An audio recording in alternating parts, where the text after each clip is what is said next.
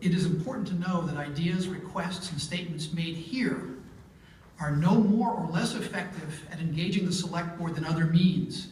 Email, postcards, phone calls, and conversations work just fine.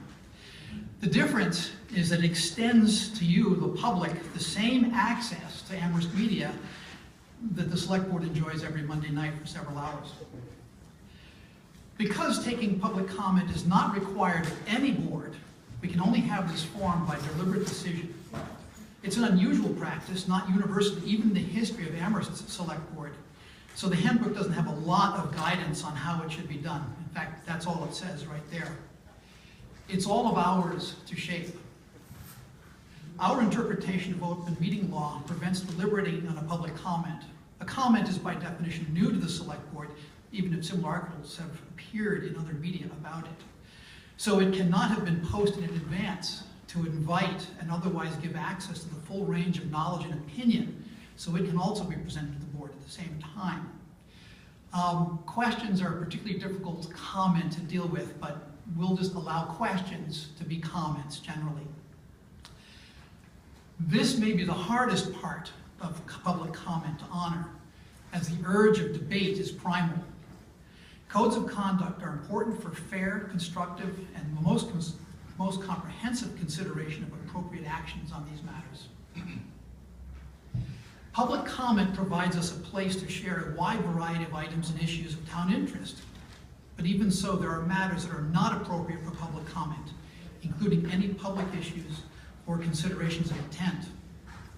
And it is a responsibility of the chair, me, at this time, to direct matters inappropriate for the select board's public comment into other appropriate channels. This is a task that we accept no matter how we get the comment or question, the postcard, the email, the conversation. I'd like to say to my colleagues now that we might be wanting to consider ways of formalizing public comments and sort of expanding on what little we have in the handbook, just to help it go better in the future. In regards to comments made at our last meeting, beside traffic calming, voting rights flags, and the start of school, concerns were raised about the planning process in town.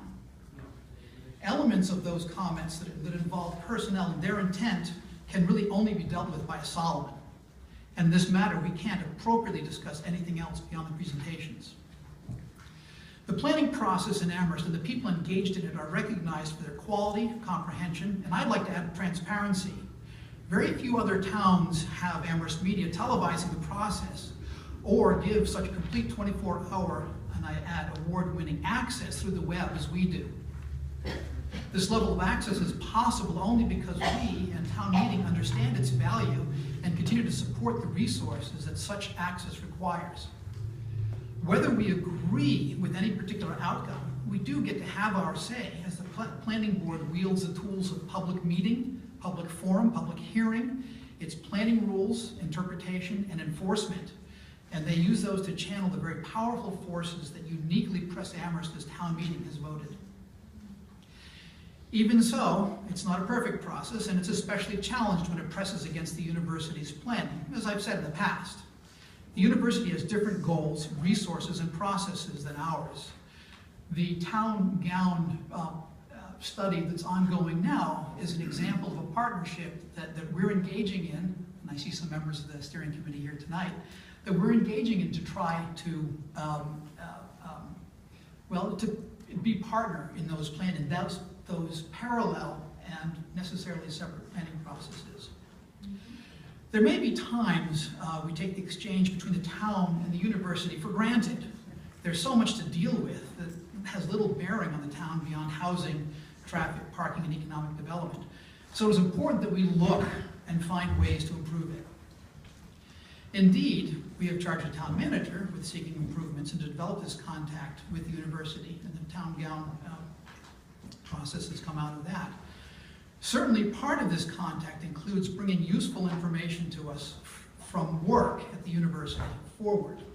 And when we find this contact is not as good as we'd like, we'll work to figure out ways to improve this flow. There's a lot going on in town right now. In general, we need to recognize the extraordinary effort of the planning board and its staff, the planning department, for the breadth of their work and the depth of their knowledge in dealing with it. And we need to recognize our part in helping them get their work done, helping us throughout the town. Thank you very much for indulging me on that. But